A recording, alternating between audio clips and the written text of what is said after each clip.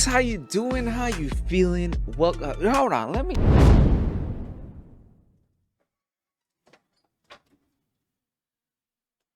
All right, I'm over here talking with my closet door open. Folks, I apologize. How you doing? How you feeling? Welcome to this week's episode of Search and Report. I am your host, of course, every other week. Well, no, every week, not every other week. Oh, bro, this is the fucking goofiest intro ever, but whatever. I'm your host, True Fernie, and without further ado, let's get straight into what I have been playing. First off, I am about to say something that is probably not very welcomed by. I mean, it's honestly it's a gray area when it comes to these sort of things. But this is something that I did probably like last week. I think it was last week or the week before that. My week's been a little bit of a blur because of issues with the house. But last week I actually hacked my 3DS. Well, one of them. I have two 3DSs. I have my original 3DS that I bought actually like in 2019. I bought it way past the 3DS life cycle. It was a 3DS XL. It was the one that flips. And then I bought a 2DS in I think that same year afterwards. And I bought it because it was a refurbished one. Nintendo has a refurbished program where they put up old hardware that's of course refurbished. You know, people return these consoles, Nintendo works on them, and then they put them up for sale. And I think I got it for like $50 less. I think I got $50 off the price of a 2DS. And I bought that one with the purpose of actually hacking it. But I never got around to it, mostly because I just think that if there's a way for you to buy games on a console, whatever they may be, PlayStation, Microsoft, whatever it is, I don't think that it's ethically I don't think it's ethical to buy or hack your consoles. Of course, this is where the gray area thing is sort of like it's it's preservation versus illegality, yada yada yada. But I did hack my 2DS as soon like 2 or 3 weeks after the 3DS and the Wii U eShops closed down, just to like mostly research purposes because it was something that I was very interested in. I always saw videos. I saw the Wolfden videos. I always see his emulation videos, and I actually did. They hacked my 2DS the day that he uploaded his emulation or his like uh 3DS hacking. It's not really a guide, but it's it's talking about how to hack, and it talks about a certain shop where you can download a lot of these ROMs.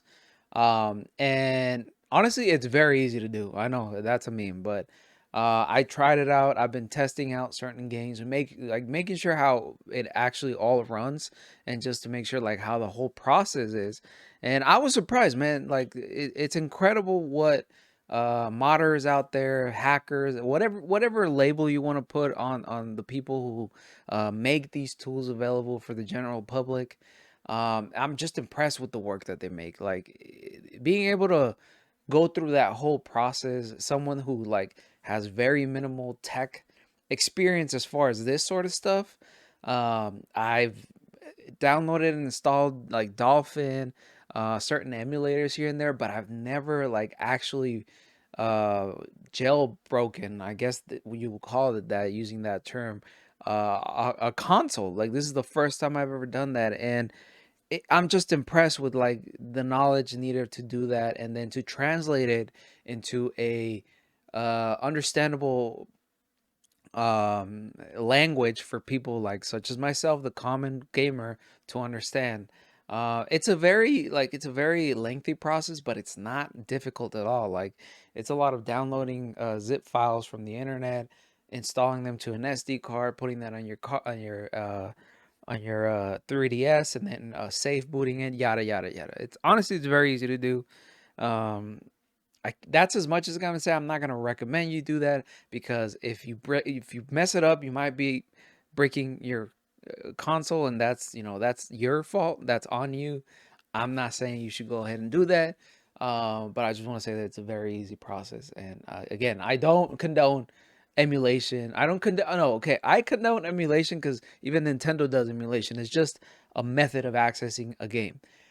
I don't condone piracy. That's what I'm trying to say. And but again, like this is where the gray area is. Like Nintendo doesn't allow you buy these old games and like again, for a console that's previous to the current one, it just never made sense to me why they would shut down the eShop for the 3DS and the Wii U. Like besides the Nintendo eShop for the Nintendo Switch, they don't have a lot of digital storefronts. Nintendo doesn't have any digital storefronts besides the Switch one. And to this day, if I'm not mistaken, the PS4 digital storefront still is up and running. Last I heard, I think the PS3 one is not up and running, but I think you can still access certain PS3 games. And I'm just the reasoning behind it, the logic behind closing the 3DS eShop and the Wii U eShop is nowhere to be found. I just don't see the logic behind it. It cannot cost Nintendo that much. I can assure you 100%, if Nintendo were still running the 3D eShop and instead of closing it down, it was actively doing deals, doing Nintendo Select sales here and there, I'm pretty sure hardcore loyal Nintendo fans would be buying those games, at least digitally. Not saying they should keep like producing the games physically, but if they were to incentivize getting people such as myself, someone who wasn't very active during the 3DS era because I was unemployed and I didn't have a lot of money and I was right out of college, so it was pretty grim for me. Uh, but if you tap into that certain market, people who are like big fans, people who are getting back into the stuff they might have missed out, I'm sure people would be buying these games because you got just looking at it from like a Pokemon fan perspective, the amount of Pokemon content, Pokemon games on the 3DS is exceptional. It's like over 80% of all the Pokemon games, and now they're no longer accessible through legal means, and it's just incredible to me that Nintendo and the Pokemon Company, to a certain extent, allowed that to happen, or even like went ahead and did it without providing other methods for people to buy or access these games. Now, again, this is like a whole discussion you can get into regarding accessibility, regarding video game history, video game preservation, yada, yada, yada.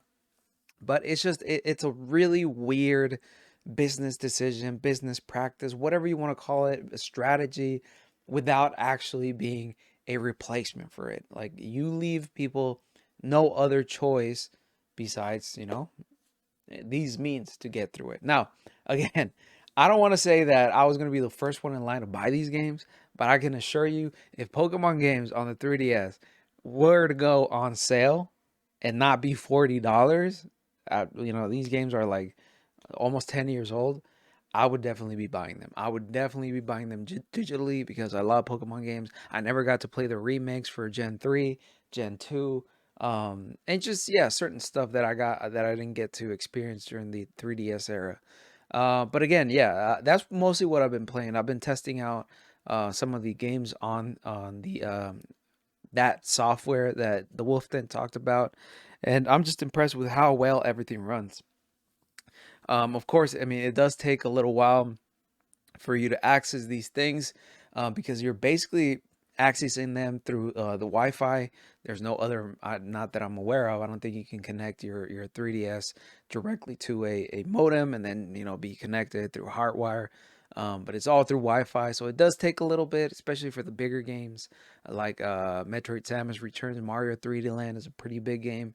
But yeah, that's mostly what I've been playing. I've been testing out. I don't know if I'll make a video on it, like a full length scripted video on the process of it and like just basically talking about emulation as a whole. Just because I don't want to get on, the big ends, bad side, although I'm pretty sure I'm already am just by discussing it right now. But it's something very interesting to figure out and understand how it all works, and at least now I have that frame of reference, and I can speak from a little bit more of an educated um, perspective. But yeah, that's mostly what I've been doing. But without further ado, let's just get straight into what I want to talk about this week. This week, or the past week, we got the last Tears of the Kingdom trailer. My God, man, this was incredible. This was the 2017 response. Well, this was the current response, Tears of the King's response to the 2017 last Breath of the Wild trailer before we actually got the game.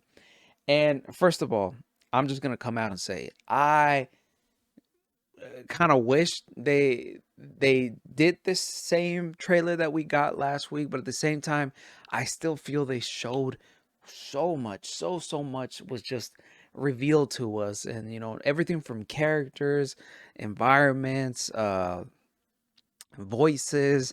Like we got a look at Ganondorf, all watered up and refreshed, and honestly, like, it's exciting as a fan, of course, to see Ganondorf finally be back. I think it's been like something like 15 or so years since we last had a Ganondorf in the Zelda games, which is insane to think about. That's a long time, bro. I never put any thought into it, and now that I'm actually, like, I think I saw it in a tweet. Now that I'm actually thinking about it, is like, wow, that was a long ass time ago. Because I think the last time we ever saw Ganondorf was Twilight Princess. It was Twilight Princess because he's not in Skyward Sword. And once I saw that tweet and I realized that, I was like, that's incredible. We got the Return of the King. That's amazing. But yeah, certain stuff like that, that's really exciting. But again, we got a lot of recurring characters like Sidon, and then them kind of like teasing that they may be able to help you out throughout the adventure. I'm still unsure whether that's co-op. I'm still unsure whether that's, having like a sort of a assistance sort of characters. Um, I still don't know how exactly they're gonna implement this, but I just kind of wish they would stop showing us so much. I'm a big fan of shock drops. I'm a big fan of shadow drops. I'm a big fan of just letting people experience the game for what it is. The less I know about a game that I'm already sold on, the better. So that's kind of like my only critique about the trailer. But besides that argument, my God, man, this was an incredible trailer. I probably saw this thing like 10 times or so. It is exciting. It is amazing. We get to look at Ganondorf. We get to look and we get, to hear some new characters that we're not too sure who they actually are.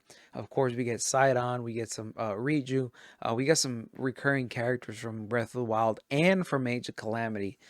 So it's really, really exciting to see, just being so close and seeing just what the game is gonna look like. One of my main concerns about Tears of the Kingdom was that people are gonna be expecting so much because it's a sequel, and I was kind of worried that Tears of the Kingdom would not be able to shine in its own by its own merits. First of all, I think I was really worried that it was just gonna be like a lot of more of the same art style, the same vibe that Breath of the Wild, because of course it's running on the same engine, it's using a lot of the same assets. But seeing this trailer and like hearing the music, seeing some of the garments that a lot of the characters are wearing, like Link and Zelda, is kind of like making the game be its own thing. And I'm excited to see how they differentiate the game as far as art style goes, because of course it's pretty much looks exactly the same, and it looks like it runs exactly the same. But I feel like doing the arts, art little elements here and there is gonna really help differentiate this game and make it its own thing, in the grand scheme of things, and in comparison to Breath of the Wild. Because of course, like, if you tell someone like this is Ocarina of Time, this is Majora's Mask, they'll be able to tell just based off the environments, based off of the music. The music plays a huge role in it. The vibe, just that sort of things that are not really tangible, but you can really transform a game that's using a lot of the same assets and the same engine. So at least I'm excited for that, and at least I'm happy that they're aware of that, and I'm happy that they're adding some new stuff. I'm sure this trailer really shut up people who said this game was just gonna be a $70 DLC. It is not. It is a whole game on its own. I cannot wait to play the story. I'm so excited that we're getting more story elements. I hope that um, there's a real big emphasis on the story. I'm so excited that we got a look into like the underground areas. There's a really quick scene where you can see Link running in like a cave sort of deal. I'm so excited for that. I'm so excited for exploration, and I just cannot wait, man. Cannot wait. As of recording today is April 17th. We're less than a month away from Tears of the Kingdom being released, and there's not much else I can say, man. I just want to play this game already. I just want to play it. Oops. I'm ready. I'm ready. I'm so ready. I'm gonna have to buy the game twice though, because of my special edition, collector's edition. Something I never do. I never buy collector's edition because I don't think they're worth it. But I did it for this game. They say it's not gonna get delivered till 10 days after release. So I'm gonna have to probably buy the physical version the day of the release so I can play it when it comes out, and then I'm probably just gonna go and like trade that game because I'm not buying the game twice. I never do that. I would never buy the game twice. It's just something I'd never do. So that's why I never buy both of the Pokemon games whenever they do the dual releases. But yes, excited, excited. That's all I gotta say. Now, to our second news item of the week, we got the Mario movie. If you haven't seen my Mario movie review, I recommend you go watch it. I worked hard on it. But officially, the Mario movie surpasses 500 million globally at the box office. Is anyone surprised? I don't know why people are acting like this is such a huge deal when quite literally it is not. It's not a huge deal.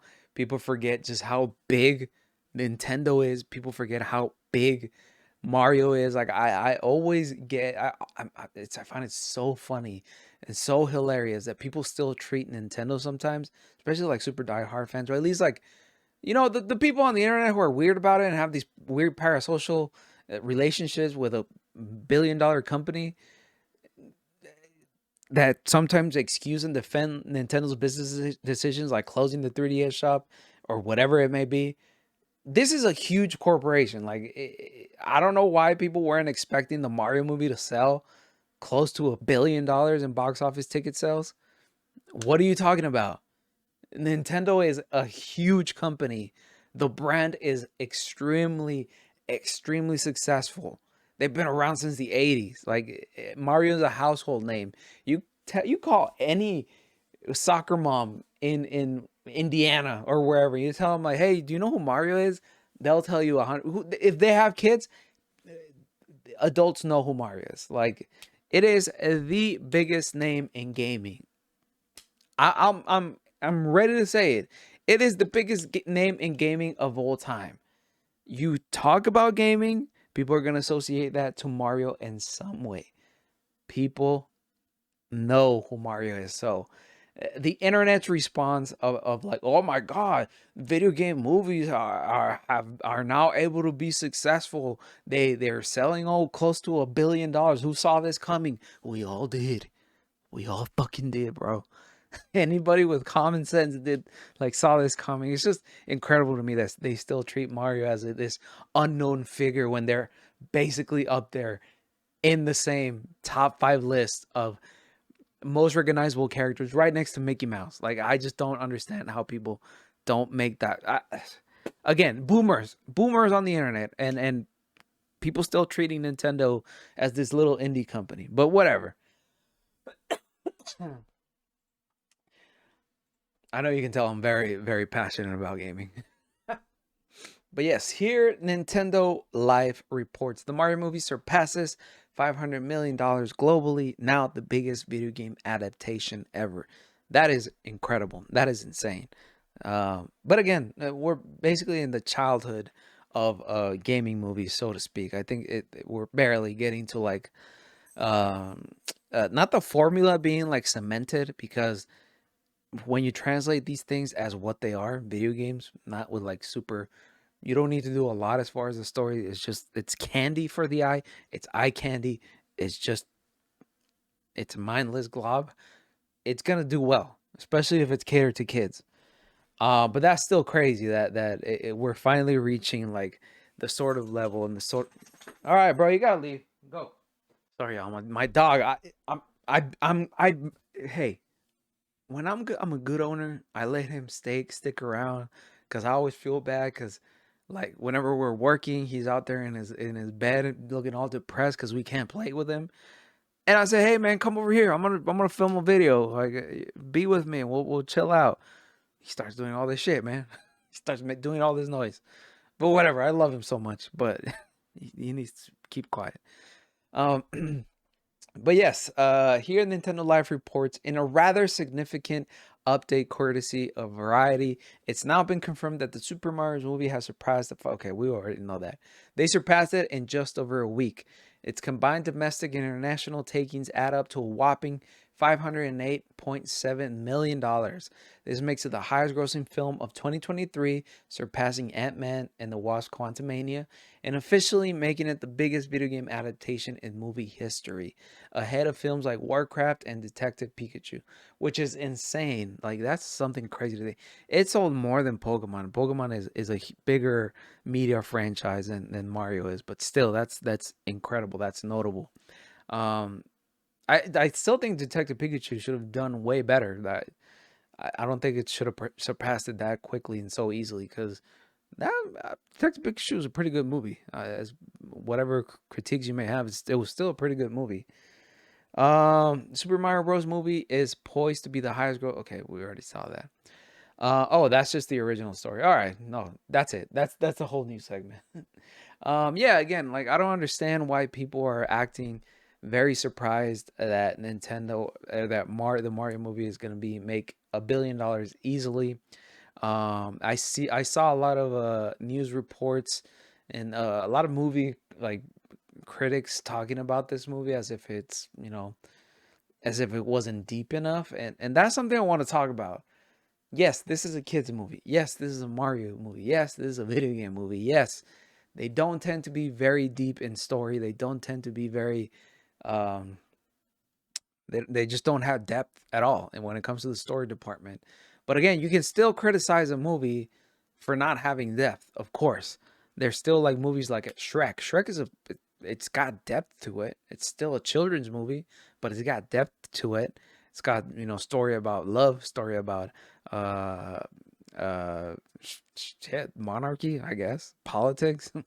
So yes, I mean, it is justified, to critique a Mario movie or a children's movie in that sense, but it is also okay for it to just be gloop, candy gloop, just stuff to like stuff your face with and have a good 1 to 2 hour fun where you can just not think about anything besides a plumber eating mushrooms and hating it still.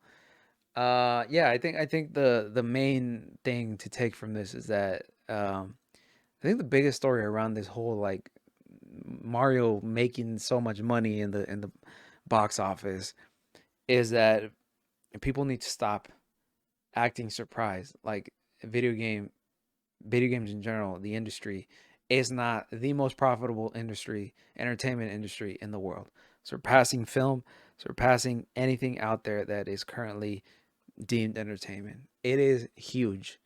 So let's stop acting surprised. Let's stop thinking that it's not worthy of conversation in the media space, because it is huge. It is an all encompassing, encompassing.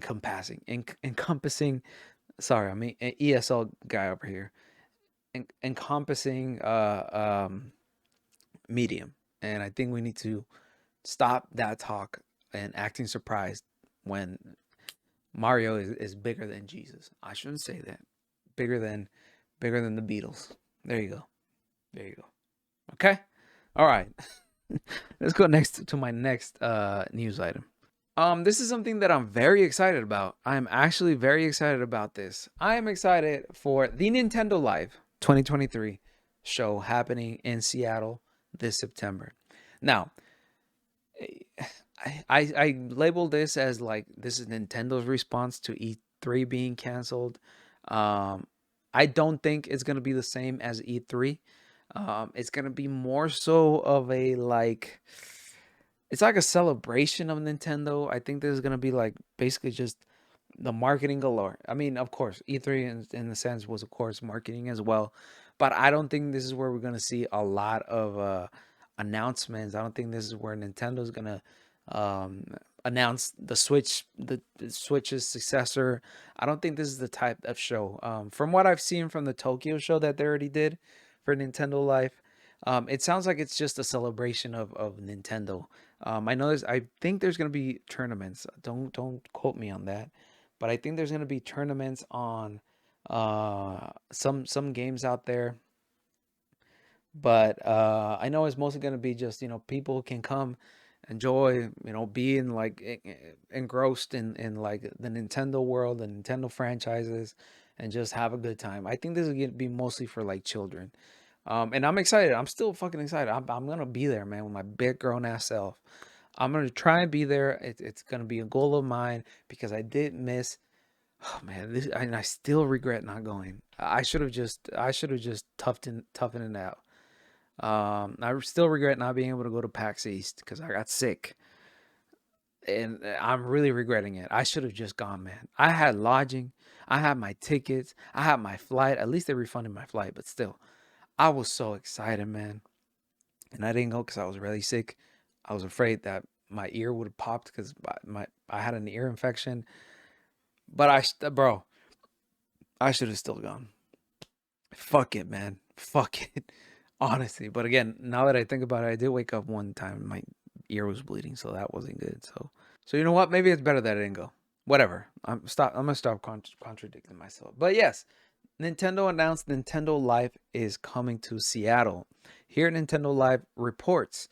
Nintendo Live is coming to Seattle in North America this September. Following the successful Nintendo Live in Japan last October, the event will be making the jump over the pond and will be bringing fans way to experience the games and worlds of Nintendo.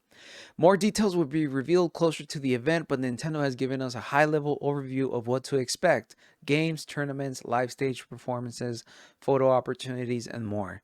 Nintendo of America CEO Doug Bowser said of the announcement that fans of all ages can currently experience the unique games, characters, and world of Nintendo on the Nintendo Switch.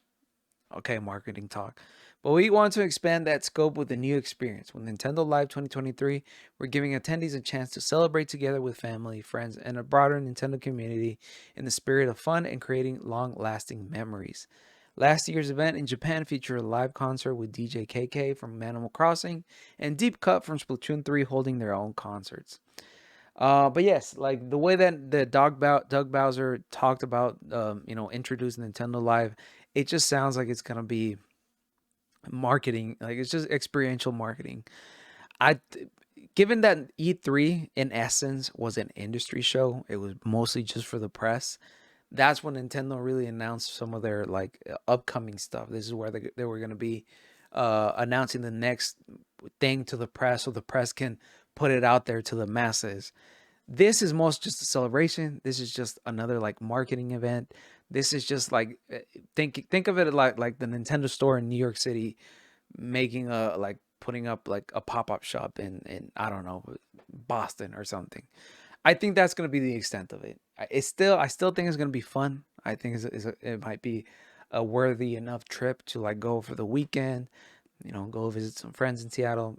But again, I don't expect any news from this show. I would hope that by then we already know what the successor is for the Switch, but I don't think this is the event where they're going to be doing it. So still something very excited to look forward to. Now that we see a transition from E3 and companies taking matters into their hands with the announcement of stuff.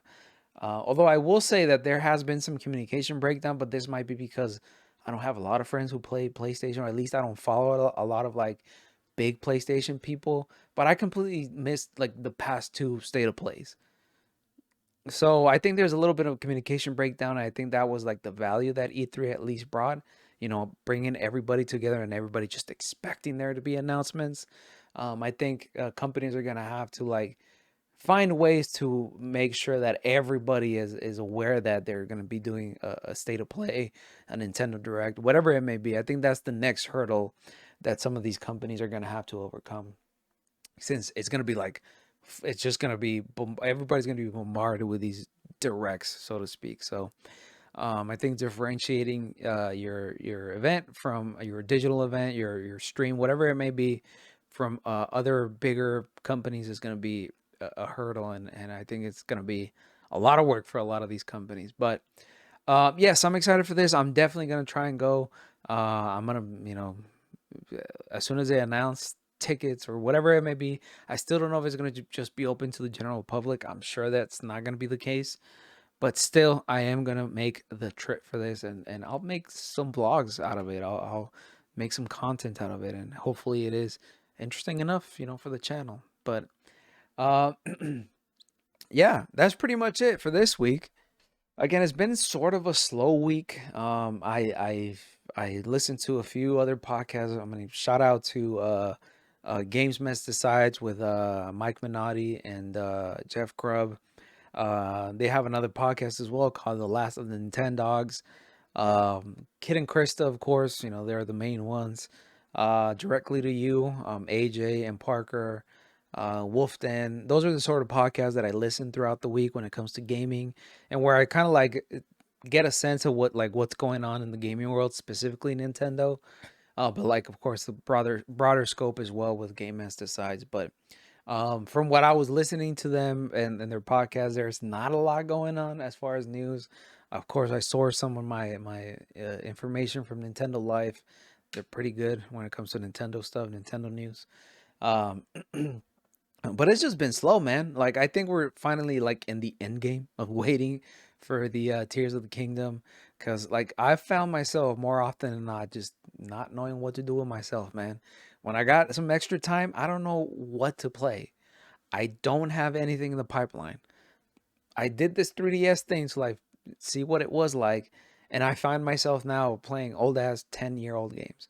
So I really hope that Nintendo, after Tears of the Kingdom ramps up, hopefully finally some announcements, some marketing efforts for whatever there is to come next. Because besides Pikmin 4 and Metroid Prime 4, I don't know what else is in the pipeline for Nintendo. I mean, after Tears of the Kingdom, I think I'm basically done with the Switch. I'm not gonna be buying Pikmin 4. I can tell you that right now, and I don't think Metroid Prime 4 is gonna come out for the Switch. I think one of the main reasons that they scrapped Metroid Prime 4 development is because they said, hey, we might as well just make it for the next console. Because whether that be like they wanted better technology, whether that needed better technology to play this game, to make this game, I don't know. But I think that might have been one of the main reasons why they scrapped Metroid Prime 4. So I don't think Metroid Prime 4 is going to be on the Switch at all. And if anything, it's a cross generation sort of thing, like Breath of the Wild was with the Wii U. But after Tears of the Kingdom, there's nothing for me, man, on the Switch. That's it. I mean, it's gonna hold me over for like 3 years. I'm gonna be obsessed with that game, but hey, I don't know what's next, man. I don't know what's gonna happen next. But yeah, I'm still excited for the future of Nintendo. We'll see what happens. I'm still excited for the future of gaming. I'm slowly finding myself back into the groove of things when it comes to gaming. I kind of, stopped playing for a little bit just because real life got busy. But yeah, I really hope Nintendo kind of ramps up, because I'm getting a little. I think Nintendo is falling into that plateau of like, oh, damn, we gotta keep people excited now. Like, we have the best selling console on the market. Ugh. We're not used to like being the center of attention for like the past 10 years, whatever it may be. But I hope that Nintendo, after Tears of the Kingdom, finally ramps up and we start seeing some more stuff, because your boy's getting bored. But whatever. God, these allergies are killing me, bro. Folks, I've been True Fernie. If you like this video, if you're watching the video version over on my YouTube channel, no, because I don't upload these to the YouTube channel. If you're watching If you're listening on Spotify right now, please make sure to follow us, subscribe to us, rate us on Spotify, Apple Podcast, wherever you might listen to our podcast, search and report. Please look for us on your preferred your podcast apps, and search for Search and Report. Our logo is a Game Boy with the little with the word Search and Report up top. I can assure you we're the only gaming podcast called Search and Report. Please share with your friends. Please recommend me to your other gaming fans, your Nintendo friends, Nintendo fan friends. Yeah, trying to grow the podcast, man. But also, I have a gaming channel. Go over on YouTube, subscribe to me, leave me a like, leave me a dislike. I don't care. Every single bit helps, regardless of what you may think. A dislike is still engagement. But make sure to search for True Fernie over on YouTube. Links to my socials are down below as well. Please make sure to follow me on Twitter, where I spend most of my waking hours talking about gaming, anime, TVs, movies, talking about sports, talking about anything that might interest me. Hey, it's me. It's a direct line to your boy. Yeah, that's it. Make sure to join our Discord server, where we talk anything and everything that might interest you as my viewer. And without further ado, folks, please take care of each other. But always, always, most importantly, take care of yourself. Peace.